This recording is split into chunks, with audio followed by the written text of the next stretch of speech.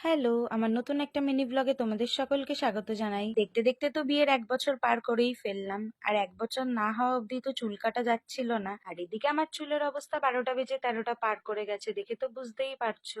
যাওয়ার সাথে সাথেই এখানে পার্লার থেকে আন্টিটা বলল চুল পুরো ড্যামেজ হয়ে গেছে, তাই স্পা আর কাটিং না করলে চুলটা ঠিক হবে না।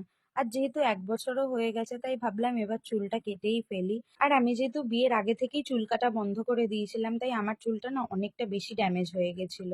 যাই হোক, আমি এখানে লেয়ার কাট করেছিলাম। আর যেহেতু আমার চুলটা একটু কার্লি আছে, তাই কোনো কাটই না ঠিকঠাক বোঝা যায় না। তবে আর অন্য কোনো কাট করিনি। আন্টি বলছিল অন্য কোনো কাট করলে হয়তো চুলটা আর ভালো থাকবে না, তাই লেয়ার কাটই করেছি।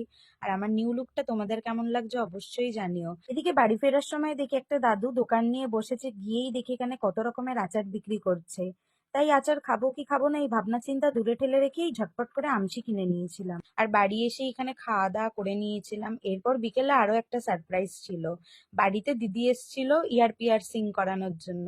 তাই দিদিকে আবার পার্লারে নিয়ে চলে গেছিলাম। আর দিদিকে দেখে আমি এত এক্সাইটেড হয়ে গেছিলাম যে দিদির পিয়ার্সিং কমপ্লিট হয়ে যাওয়ার পর আমিও বসে পড়েছিলাম। প্রথমে আমারও একটুখানি মনে সাহস ছিল, তবে বসার পর একটু ভয় লাগছিল। কিন্তু না, খুব বেশি আমাদের লাগেনি, দিদিরও লাগেনি, আমারও লাগেনি। আর সত্যি কথা বলতে এই এক্সাইটমেন্টটা আমার বিয়ের আগে থেকেই ছিল, তবে পারমিশন পাচ্ছিলাম না। মনের মধ্যে একটু ভয় এটা নিয়েই ছিল যে করানোর পর সৌরভ আর মায়ের রিয়াকশনটা কি হবে। ওদের রিয়াকশনের ভাবনা ভাবতে গিয়ে আমার এখানে পিয়ার্সিং করা যে কখন কমপ্লিট হয়ে গেছে বুঝতেও পারিনি। যাই হোক, বাড়ি আসার সময় একটু ভয় তো লাগছিলই, কিন্তু বাড়ি এসে যখন মা দেখে, মা তো রীতিমতো হাসছিল। আর এটাই বলছিল যে না, ভালো লাগছে। আর সৌরভও যখন কাজ থেকে ফিরে এসে আমার নতুন একটা লুক দেখেছে, ওর নিজেরও বেশ ভালো লেগেছে আর ও ভীষণ খুশি হয়েছে। সত্যি বলতেই ছোট ইচ্ছেগুলো যখন পূর্ণ হয়, মনটা বেশ আনন্দে ভরে ওঠে। আর আজ আমার এই ইচ্ছেটা একমাত্র দিদির জন্যই পূর্ণ হয়েছে।